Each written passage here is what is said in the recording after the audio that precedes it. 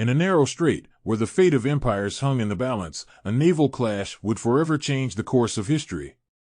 Dive with us into the turbulent waters of the Battle of Salamis, where strategy, bravery, and the winds of fate collided.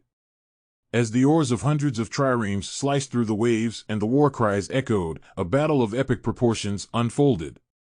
A battle that would not only decide the fate of Greece, but also shape the very foundation of Western civilization. Join us on this voyage back in time as we unravel the mysteries, the strategies, and the heroes of Salamis. In the wake of the failed Ionian revolt against the budding Persian Empire, led by Miletus satrap Aristagoras, between 499 to 494 BC, tensions were high. Athens and Eretria had thrown their weight behind this revolt, drawing the ire of Darius I, the Persian emperor.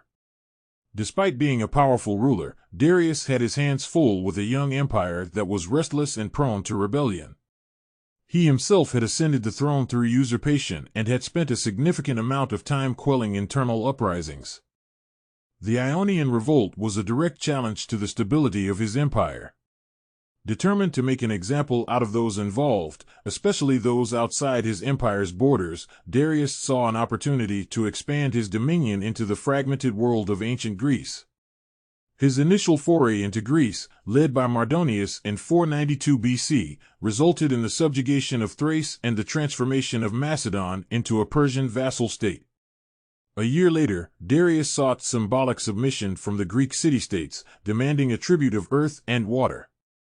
While many complied, Athens and Sparta resisted in dramatic fashion.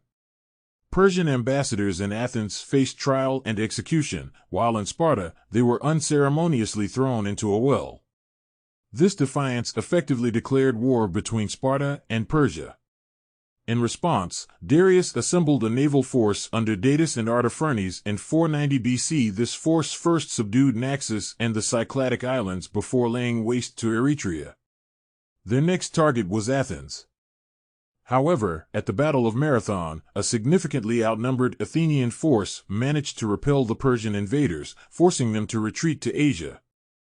Darius's ambitions for Greece were far from over. He began preparations for a larger invasion.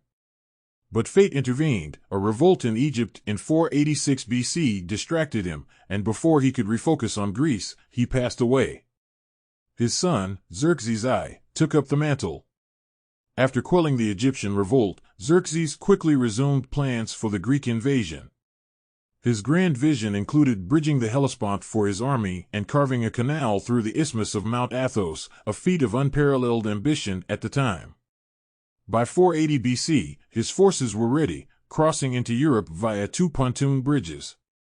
Meanwhile, Athens, under the leadership of Themistocles, had been gearing up for a confrontation. Recognizing their limitations, they sought alliances with other Greek city-states. In 481 BC, a congress convened at Corinth, resulting in a unified Greek defense strategy. Their initial plan to defend the Vale of Tempe was abandoned due to its vulnerabilities. Instead, they chose to make their stand at the narrow pass of Thermopylae, with naval forces blocking the Straits of Artemisia. The Greeks' valiant defense at Thermopylae lasted 3 days before they were outmaneuvered. While many retreated, a contingent of Spartans and Thespians made a last stand concurrently. The naval battle at Artemisia was inconclusive. However, with Thermopylae lost, the naval forces also withdrew. The stage was set for further confrontations, with the fate of Greece hanging in the balance. After the events at Thermopylae, the Allied fleet, spearheaded by the Athenians, moved to Salamis, aiding the final evacuation of Athens. As they journeyed, Themistocles, the Athenian leader, left messages at water springs, urging the Ionian Greeks and the Persian fleet to switch sides. The Persian army, meanwhile, wasted no time in razing the cities of Plataea and Thespiae before descending upon a deserted Athens. The allies, predominantly from the Peloponnese, fortified the Isthmus of Corinth, their last line of defense. But this strategy hinged on the Allied fleet preventing the Persian navy from ferrying troops across the Saronic Gulf. In a pivotal meeting, Themistocles championed an offensive strategy, emphasizing the advantage of close-quarter naval combat, as evidenced at Artemisia. His persuasive argument saw the Allied navy stationed off Salamis. The timeline leading to the Battle of Salamis is murky. What's clear is that after capturing Athens, Xerxes convened a war council. While some, like the Halicarnassian queen Artemisia, advised caution, Xerxes and his chief advisor, Mardonius, were eager for battle. Rumors of divisions within the Allied command reached Xerxes, suggesting that the Peloponnesians wanted to retreat from Salamis. This could have been a strategic deception or a genuine response to Persian maneuvers. Regardless, Xerxes, sensing an opportunity, positioned his fleet to block Salamis' southern exit. In a masterstroke of deception, Themistocles sent a servant, Sisinus, to Xerxes, feigning allegiance and suggesting the allies were in disarray. He hinted that a simple blockade would ensure Persian victory. Xerxes, perhaps too eagerly, took the bait. He positioned his fleet to block the straits and even set up a throne on Mount Aegaleo to oversee what he believed would be a decisive victory. That night, the allies, unaware of Themistocles' ruse, debated their next move. The arrival of Aristides, an exiled Athenian general, with news of the Persian fleet's position, galvanized the allies. They realized retreat was impossible, battle was inevitable. The next dawn saw the Persian fleet advancing into the straits, initiating the Battle of Salamis. The exact reasons for this aggressive move remain unclear, but the stage was set for one of history's most iconic naval clashes. The size and composition of the Persian fleet at Salamis have been subjects of much debate and speculation. Herodotus, the ancient historian, asserts that the Persian fleet initially boasted a staggering 1,207 triremes. Yet, nature and warfare took their toll. Violent storms off Magnesia and Euboea swallowed up about a third of these ships, and the Battle of Artemisium claimed at least 50 more. While Herodotus suggests that these losses were fully replenished, he specifically mentions only 120 ships from the Greeks of Thrace and nearby islands as reinforcements. Aeschylus, who had first-hand experience at Salamis, aligns with Herodotus, claiming he faced 1,207 warships, with 207 being particularly swift vessels. Other ancient sources, like Diodorus and Lysias, also support the figure of 1,200 ships at Doriscos. However, Ctesias offers a more conservative estimate of 1,000 ships, and Plato vaguely mentions 1,000 ships and more. To provide a clearer picture, Herodotus details the contributions of each nation to the Persian fleet: Phoenicia with 300 ships, Egypt with 200, Cyprus with 150, Cilicia, Ionia, and Hellespontine Phrygia each with 100. Caria contributed 70, Aeolia 60, Lycia 50, with Pamphylia, Doria, and the Cyclades adding 30, 30, and 17 ships respectively, totaling 1,207. This figure of 1,207 has deep roots in historical records, appearing as early as 472 BC. The consistency across ancient sources has led some modern historians to accept 1,207 as the initial size of the Persian fleet. However, others, drawing parallels with the combined Greek fleet in the Iliad, argue that the Persians could have deployed no more than about 600 warships into the Aegean. While the debate continues, a consensus emerges that the number of Persian ships at Salamis likely ranged between 600 and 800. This estimate aligns with the sum of Persian ships post-Artemisium and the reinforcements mentioned by Herodotus. Certainly. Here's the information woven into a narrative format. In the grand tapestry of the Persian invasion of 480 BC, the overarching strategy was clear: overwhelm the Greeks with sheer numbers and complete the conquest swiftly within a single campaigning season. The Greeks, on the other hand, aimed to leverage their strengths, defending strategic choke points and prolonging the conflict, hoping to exhaust the invaders. Xerxes, it seems, hadn't anticipated such staunch resistance. If he had, he would have commenced his campaign earlier and wouldn't have lingered for 4 days at Thermopylae, waiting for the Greeks to disband. Time was now a pressing factor for the Persians. Maintaining such a colossal invasion force was a logistical challenge, and Xerxes was growing impatient. The stand at Thermopylae had demonstrated that direct assaults against fortified Greek positions were futile. With the Greeks now entrenched across the narrow isthmus, a land-based conquest seemed improbable. Yet, the Persians had a potential advantage: their navy. If they could outmaneuver the Greeks at sea, they could encircle and crush them. Thus, the fate of the invasion hinged on naval supremacy. Interestingly, the Persians didn't necessarily need to engage in a naval battle at Salamis. Queen Artemisia of Caria, advising Xerxes, astutely pointed out the risks of a maritime confrontation.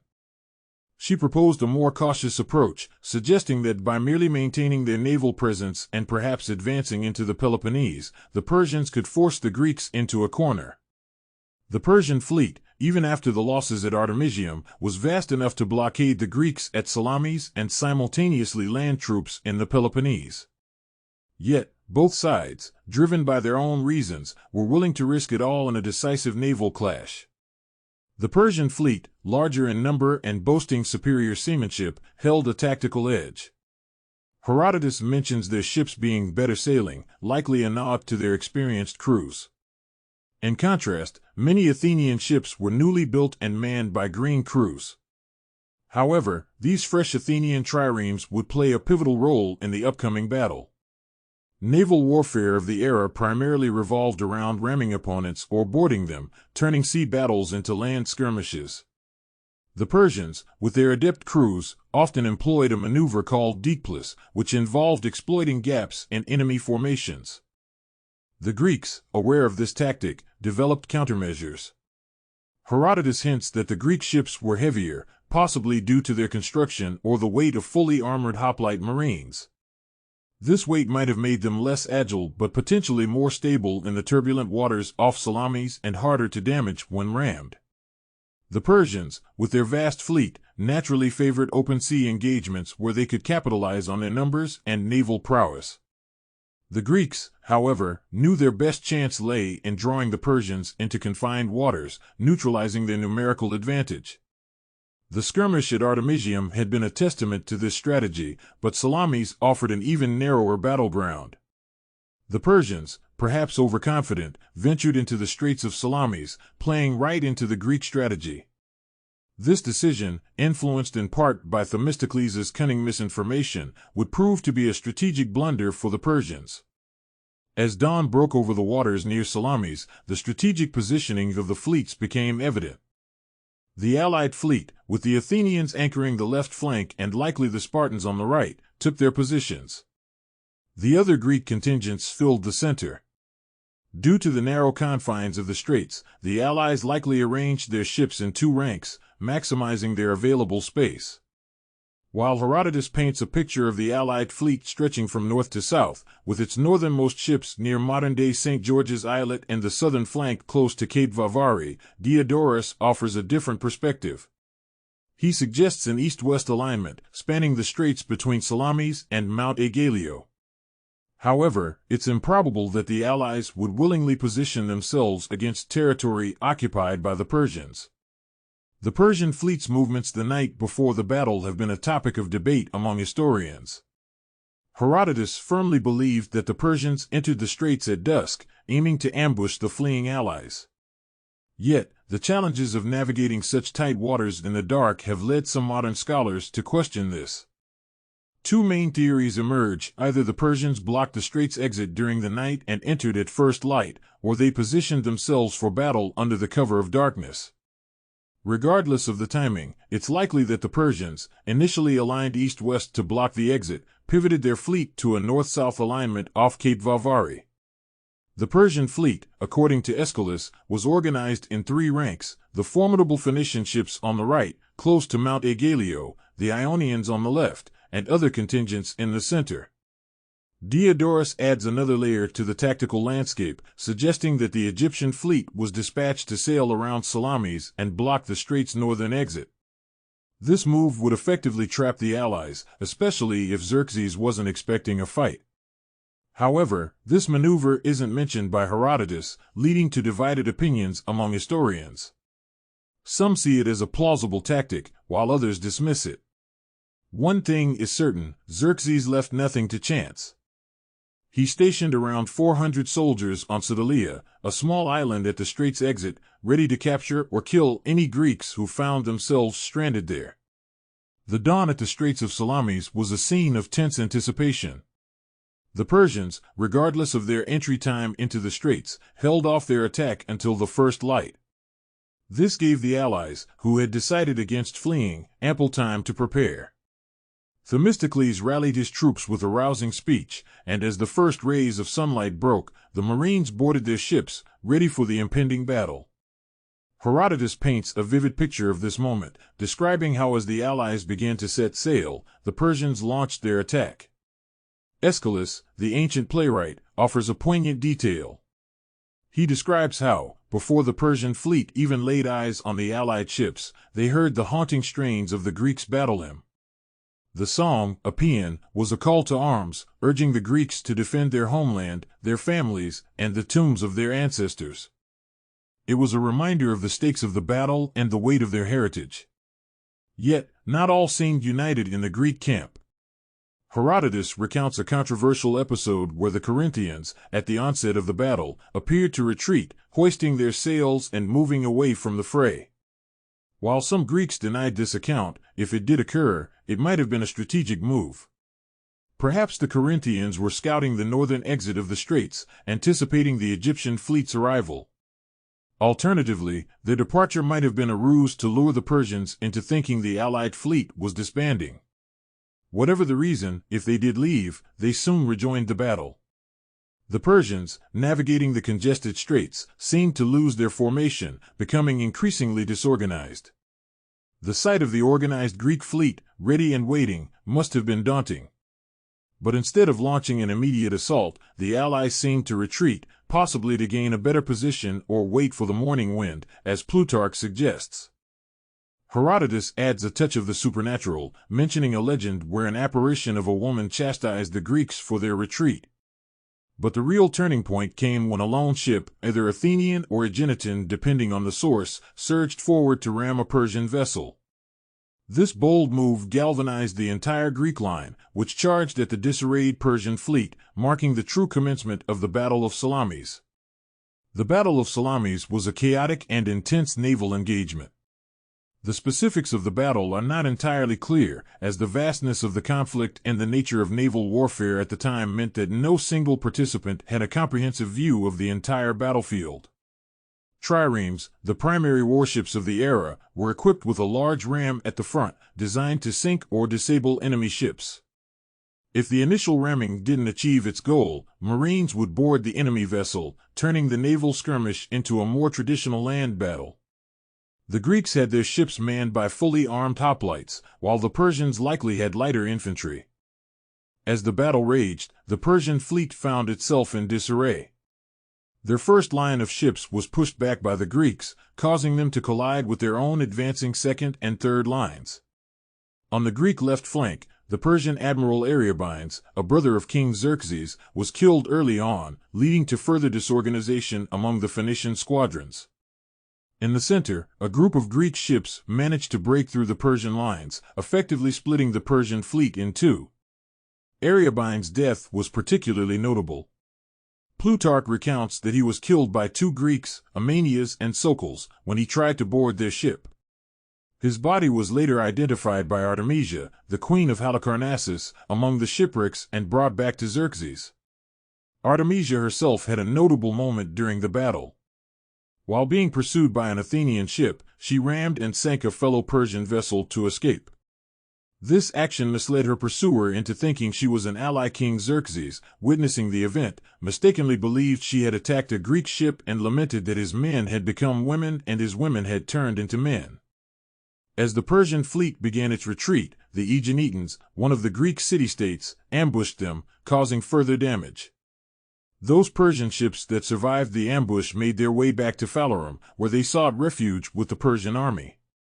Meanwhile, Aristides, an Athenian general, led a group of soldiers to the island of Psytalia, slaughtering the Persian garrison stationed there.